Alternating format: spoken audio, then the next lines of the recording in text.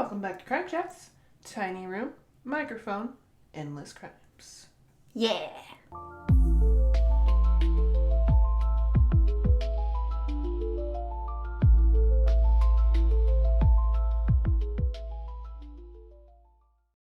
Before we dive in, a quick note. This whole series on Epstein, we do want to make sure that you're aware this does cover real-life events and sensitive subject matter. Unless we're quoting directly from official case files or court records, the views and perspectives expressed on Crime Chats are our own. Yeah. They are our opinions. We are not legal or medical professionals. We are here to discuss cases based on publicly available information. I mean, to be fair, I used to be a legal assistant. Okay, I'm just kidding. And I was, but yeah. I went to school to be, a psychologist. But no, we're not. We're really not. We're making fun of it, but we're not. This is your liability disclaimer. Take it as you will. Also, I know that everybody is going crazy over the files right now, and we will be sharing some things about that later in this series, but we're sticking to facts here. I know there's a lot of allegations flying around everywhere, and everybody's just pointing the finger at a bunch of different people for, having alleged activity and stuff. So we just to protect the show and to protect you guys, we don't want to give any false information or or spread claim or spread something that didn't happen, or say someone's name in a defamatory manner, unintentionally. So we're only sticking to criminally court proven or indicted. Right. Yeah. Okay, so I'm going to start with his beginnings. So Jeffrey Epstein was born on January 20th, 1953 in Brooklyn, New York, Coney Island, Seagate area. He was born to working class Jewish parents. His dad was an NYC Parks groundskeeper, and his mom was a homemaker. When he was 5, Epstein started playing piano, and he actually got really good. So that's a random fun fact about Epstein, is he plays piano. He was gifted in math and physics, and he graduated high school at 16 in 1969. He skipped 2 grades, so he was very, very good in school. He attended Cooper Union for college from 1969 to 1971 for physics and math, but then he went to the NYU Corinth Institute, but he dropped out. He didn't get any degree. So here's where I get confused. How does someone get this much power? Mm-hmm. Especially being he dropped out of college, he doesn't have credentials, right? So how in the world does this college dropout dude from Brooklyn, anyway, I have a thought really quick. Yes. Epstein. Einstein was also a dropout. Oh, okay, yeah. Just saying. Alright, well, not at all that they're on the same level, but there are different this kind of leads me to also, it kind of furthers the college is a scam, you don't need college or whatever, he was a dropout, but he still made it, so right. Some people just are able to perform really well independently, mm-hmm. and analytically thinking they can figure stuff out, where most of the population maybe needs a guide or a teacher or something of that matter. Yeah. Maybe, I don't know why I'm defending corporate education here. I don't know. But there's my 2 cents. Yeah.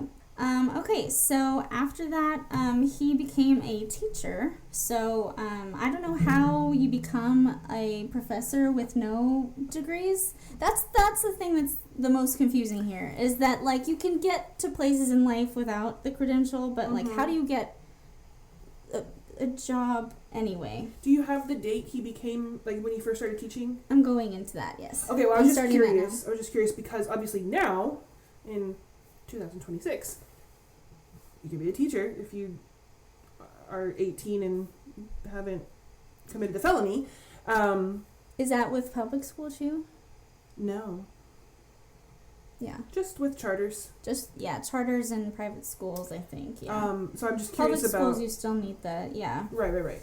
Okay, so September 1974, so he was 21 years old, and he was hired to teach calculus and physics at the Dalton School, which is an Upper East Side prep school for the wealthy in New York. It's, if you've ever seen, one of my guilty pleasure shows is Gossip Girl. So if you've ever seen Gossip Girl, that's the vibes that we're going with here. Prep school, preppy kids.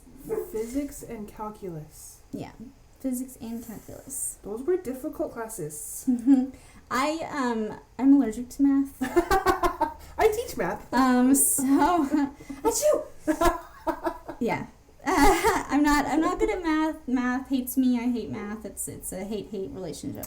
So those are hard. I'm not. I had to, when I first started at UTSA, I wanted to be like a curator for like art because I'm really into art. And then they were like, you have to take organic chemistry. But to take organic chemistry, you have to take chemistry. And so I was like, oh, I like chemistry. But then as soon as they like put math in there, I was like, I'm out. I dropped that class so fast. Yeah. I was like, maybe I'm not meant to be an art curator because I didn't know that you needed to know math to do that.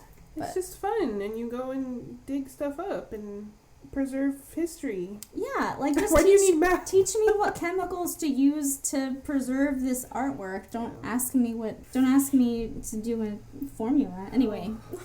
Squirrel. So again, he was 21 when he started teaching calculus and physics, which is crazy to me. 21, you're teaching anyway. Advanced courses. Yeah, I don't know. I mean, my English teacher in high school senior year was 26, and I thought that was really young, and so 21 is anyway. So I guess no degree was required. He was very charismatic, and I learned through my research. Obviously, I forgot to write this guy's name down, but apparently the head of that academy, he was kind of unconventional, so he would hire unconventional people. So if you liked somebody, regardless of whether they had, anyway, it was just a thing that was mentioned. I like that. Yeah. So anyway, so he was teaching these kids, but he was really. He was really with the kids, really friends with the kids, and apparently he would party with them and drink with them. He eventually was fired for poor performance. Oh. So That's okay. But while he was there, he impressed one of the students' parents. This parent was Alan Ace Greenberg. He was a CEO of Bear Stearns, which I'll get into Bear Stearns, but he was impressed by Epstein during a parent-teacher conference, and I guess if you're good with people, then you can get anywhere in life. So what happened after that was he was hired at Bear Stearns. Now, Bear Stearns is an American investment bank. So they did securities trading, and it was a brokerage firm. And it famously failed during the financial crisis of 2008, but in the Great Recession. But then it was bought by J.P. Morgan Chase later. Okay. So they were bought. Kind of makes me laugh because my husband Paul, he worked at SVB, or he worked at Silicon Valley Bank. If you know anything about SVB, they also famously failed. It was the second biggest bank failure in U.S. history, which, why does that make me kind of proud? Yeah. Like I tell people, and I'm like, my husband is part of the second biggest bank failure in history. That's just, anyway, I don't know why that makes me proud, but... Well, we're a part of that, yeah. Yeah, I was working in a daycare at the time, and my last day, I came home and I was like, my last day, and then Paul was like, me too, and I was like, what? Anyway, I love it. But they also, so SVB got bought by First Citizens, so it's kind of the same situation. They failed, but then they were able to, all those people were still able to keep their jobs and stuff because they were bought by a different, anyway, so he worked there, and then in 1976 he got the job. And then in 1980, he became a limited partner at age 27. So he rose up those ranks, and he was able to. It was a very impressive climb for a non-Ivy guy, right? Because he dropped out of school, and so usually people in those top positions in banks are rubbing shoulders. Yeah, with, you went to. Oh my God, you went to Harvard. Run my company anyway. So he left Bear Stearns in 1981 because there were internal issues and questions about like resumes and experience, right? Like he was like, oh yeah, my resume about that, right? So there's a little bit of tension there. So he started his own firm. He started Intercontinental Assets Group, or IAG, in 1981, which was asset recovery and a consulting firm for the super, super wealthy. So he described his work as being a high-level bounty hunter. So, like, he would help people help companies recover embezzled funds. But also, one of his clients that he had was an embezzler. So he kind of did both sides. I love that. Both sides of the coin. Yeah. So that's actually pretty brilliant, though. Like starting up a company under the guise of the opposite happening, and then getting those people, like, I'm thinking the worst of the worst, right? Like, I'm starting up a company to get you out of being murdered. I don't know. Whatever. So, like, the word murder draws murderers, right? They're like, how can we not get caught from murdering people? And like, oh, well, that's going to cost you extra. Yeah. Right? I mean, I could see that's going to kind of, like, compound. Yeah. Yeah. And I mean, he, like, at this point, he had a lot of probably, like, rich and powerful friends. So he's probably like, hey, so do you want a way to continue making money shadily, but also be protected from, anyway. And they know friends, and they know friends, and they know friends. So early shady vibes. He worked with Stephen Hoffenberg, who later, he was a big Ponzi scheme convict. He was convicted of this huge Ponzi scheme that included just corporate raids, just the whole nine. So anyway, so he worked with that guy. Really, really brief understanding of what a Ponzi scheme is. You basically, like, you get people to, like, invest a bunch of money into something, and you promise them that they're going to get whatever out of it, and so people are like, oh my god, yeah, let's put all our money in this basket that you claim is going to be fruitful, and then they end up losing everything.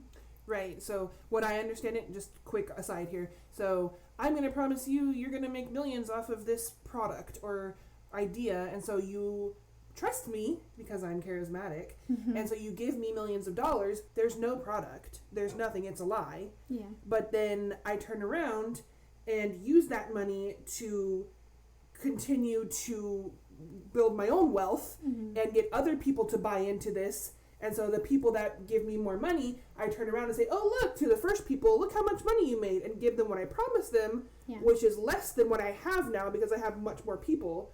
And they're going out to then promise the same thing and get me more people so I can now pyramid scheme it. I don't have to work anymore because everybody else is doing it for me. And there's no product. It's just a continuous lie of promises that just does that. That's kind of what I understand. So there's a Netflix, I think, no, it's not Netflix, it's on Amazon Prime, but there's a documentary about a guy that he had a Ponzi scheme too, where it was like he would buy movies that, like, nobody was showing, like, I guess little movies, but he got people to pay into this, or to invest into this, like, movie making, like, thing that he had, and he was really charismatic, and he had a bunch of friends, and a bunch of people were like, oh man, yeah, I love you, let's go into business together.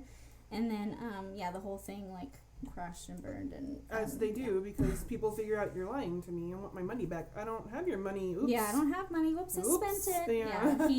This guy was, he was spending everyone's millions of dollars, like, going on these vacations and doing all these things and private jets and stuff like that. So this is where it gets, where he gets really big, where Epstein, like, kind of skyrockets into, like, who we now know as Jeffrey Epstein, right? So in the mid-1980s, he met Leslie Wexner, billionaire, for, like, L Brands, Victoria's Secret, and all of those.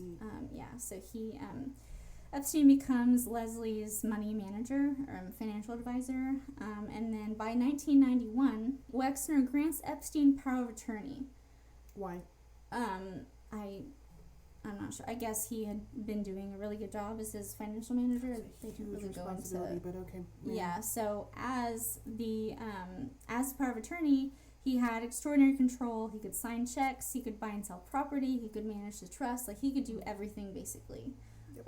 So he, and I mean, like, I can't, that's just crazy to me how, like, just in what, like, 10 years, 10, 11 years, like, here's all of the control over my company. That's like, insane. You can do whatever you want. Yeah, like, what was he, it kind of makes you think, like, what were they, I mean, we'll get to that later, but what were they, what were they doing together? But anyway, so that catapulted him. So, Epstein, suddenly he was managing these vast assets, had access to all these elite networks, celebrities and politicians like Bill Clinton, and Trump, and just he was running around in all of their circles, right? So I mean, once you become a billionaire, I feel like there aren't a ton of, it's not like a huge, massive group of people, right? So, like, all billionaires at some point will rub shoulders with each other. But anyway, so this gave him access to that. Because of this Wexner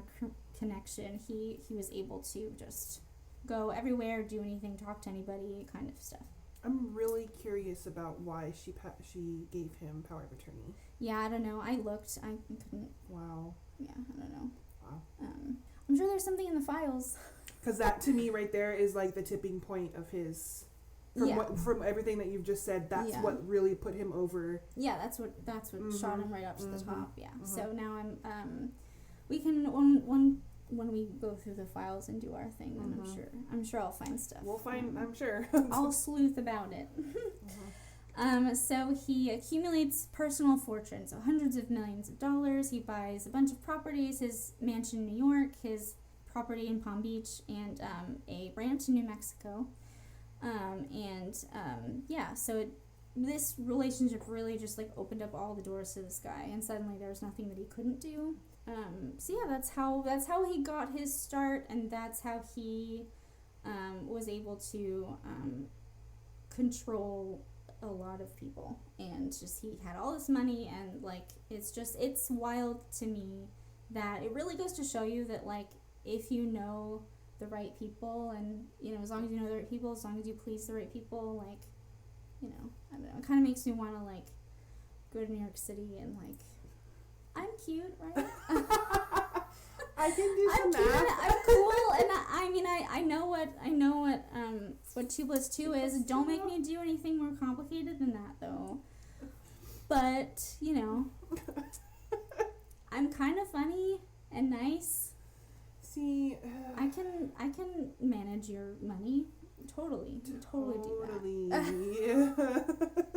How many zeros is that? Wow. That's a lot of zeros. I've never More than I've ever that seen. Many.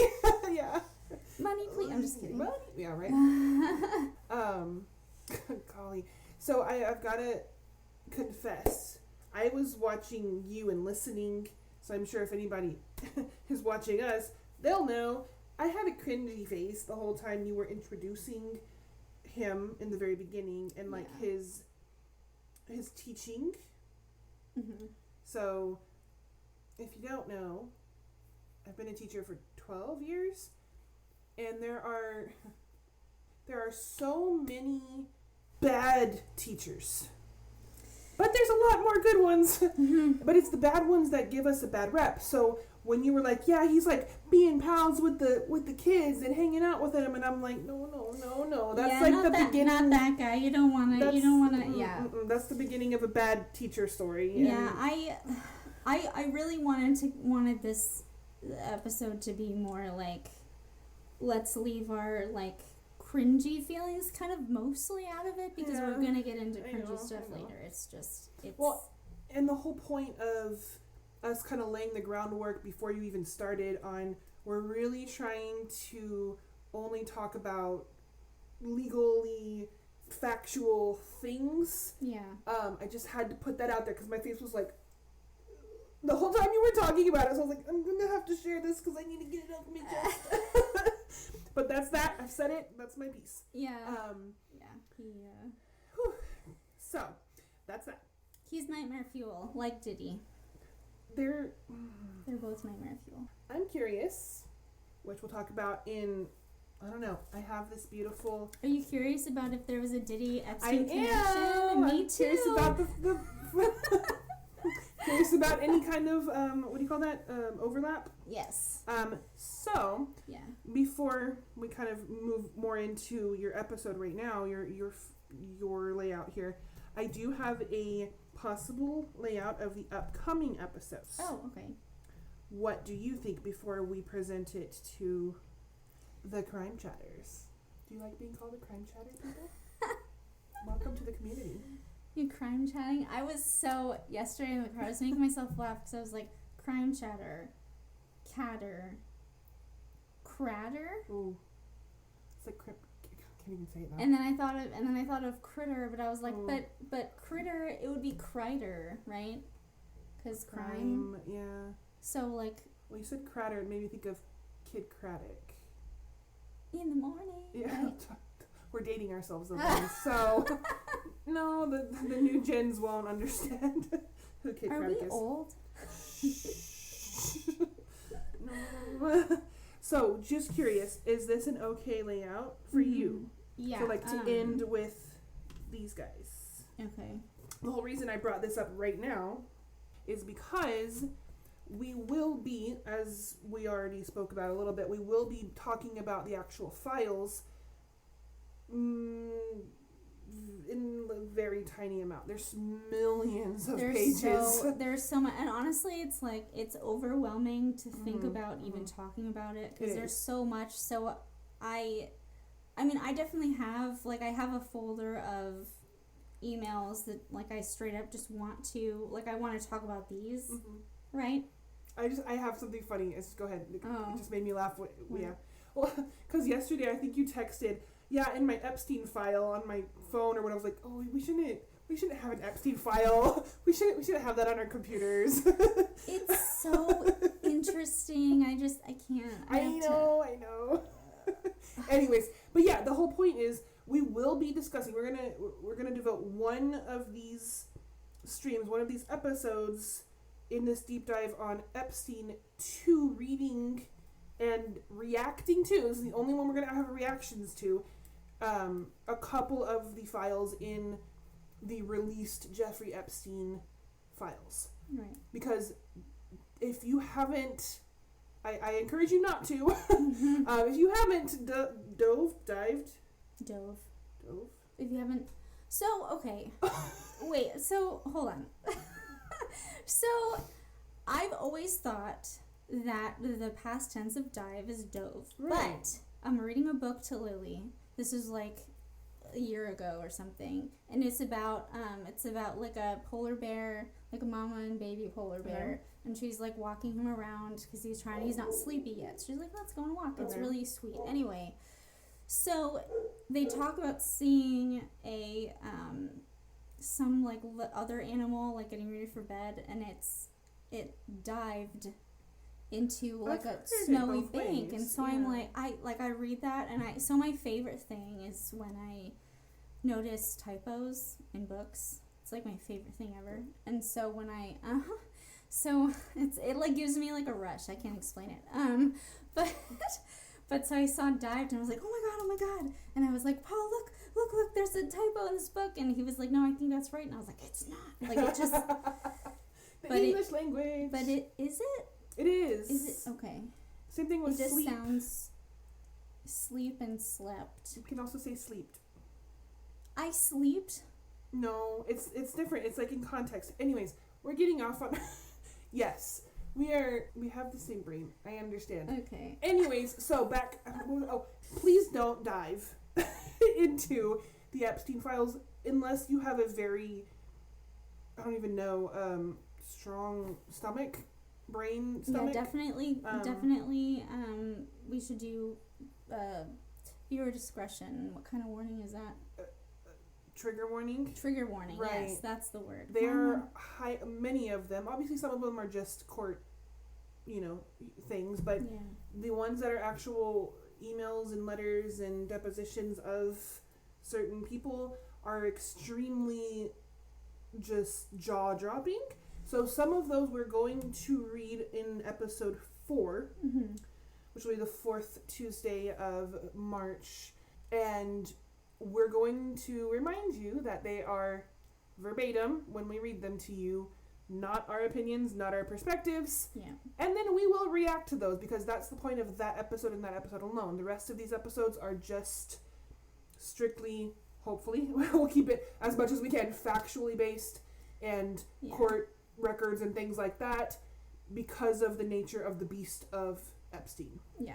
And I mean, I will be doing my episode deep dive into Virginia Giuffre's book. Right. But that has also, she did, there is a civil suit, so that is like legal too. So these are all things that have been like, the courts know about it. Mm-hmm. So we're going to be telling you about it. Right. I don't want to start speculating about people that in the files and what does that mean, you know, like, and stuff like that. I just so we're just gonna be doing like I think it's better that way. I think so because there's so much fake news and so much AI generated slosh out there right now. Yeah. She shared an email, like a part of an email to me, and I couldn't even trust that it was real until I like went and searched for like key terms myself, and it was. That's the one I really want to read because it's so like. What? But yeah, there's like, I mean, it's so easy to just make something look like an email just to get like clicks and just to get views and stuff, and I don't support that at all. When people do that. So we are very much we call that based, factually based, but we cite our sources. Thank you, high school teachers that forced that down our brains. Yeah, and thanks to a cool website that Hillary found, they're now in APA style. Yes. So, show notes where we cite our sources the correct way. Anyways, back to our... well, so that was pretty much it. That's pretty much how he came out. He was just from a Jewish family, boy in Brooklyn.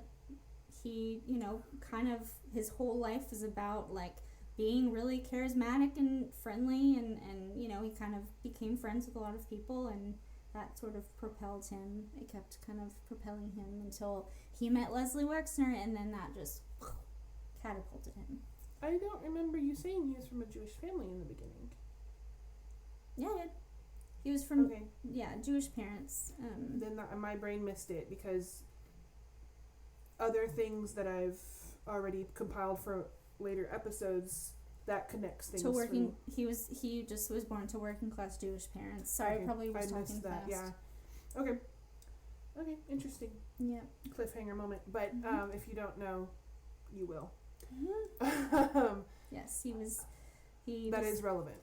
Yeah, he was Jewish, and he loved being that. So. He loved being Jewish. That's what I gathered from what I read in the files, but maybe that's different. Huh.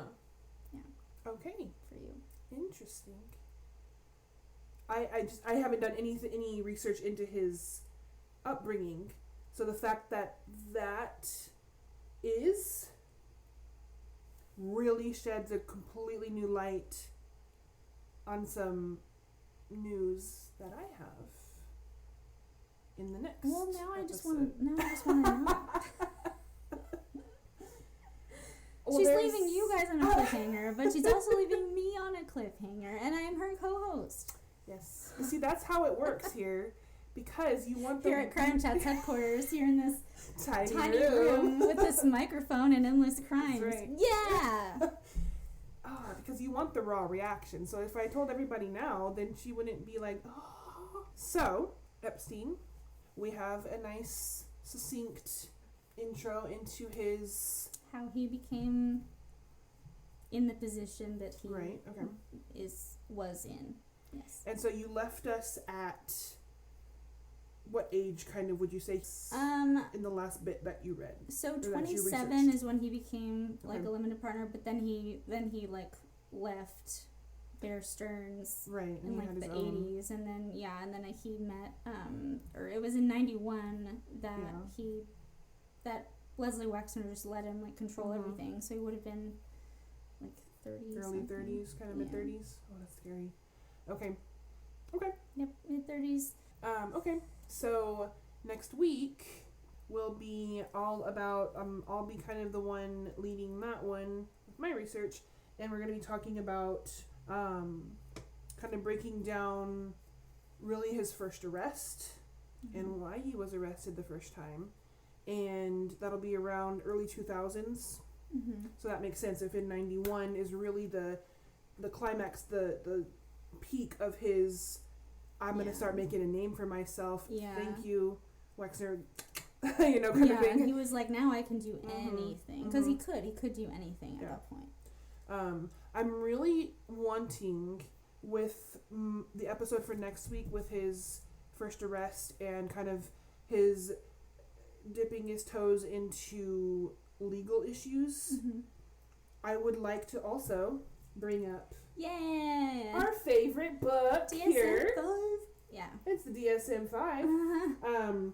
Because I already have quite a few things dog-eared or marked for just Epstein. And I'm going to bring that up next week. But I think if you have any knowledge or understanding or have ever heard of anything Epstein did or was speculated to have done, you might guess already what we will be reading from my lovely big giant book of mental disorders. Oh. Do you have any guesses? I'm trying to think back now to like... This is opinion time, by in the the way. book. Yeah, opinion time of the show. Yeah, he's definitely, narcissistic.